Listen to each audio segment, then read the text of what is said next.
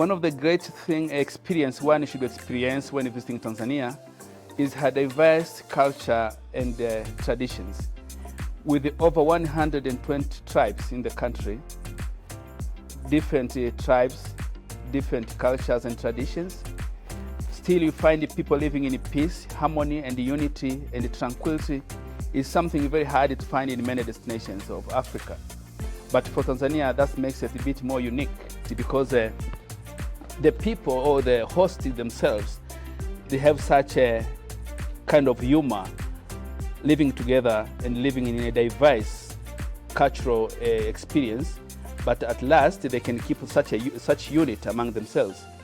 So one should not be worried when visiting Tanzania about culture, and we respect each one's culture. You can move from the north to the south, east to the west, you still live and survive and communicate.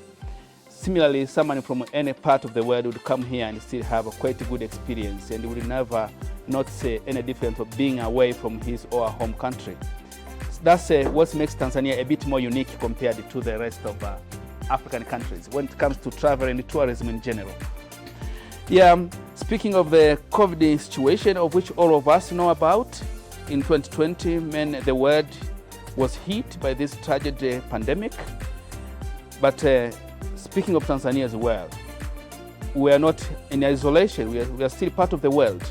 So we experienced the same effect, and especially in the travel industry was one of the most affected industry or economic outlet in the country.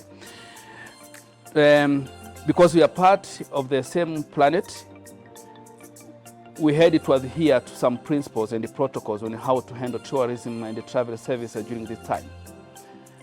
The country, through the Ministry of Health, in line with the WHO protocols and guidelines, we have now a set of standard operating procedures for tour operators and travel providers, where we have we observe now all the protocols to make sure that our clients and all people traveling to Tanzania are in safe hands, health-wise and all other related matters due to the pandemic.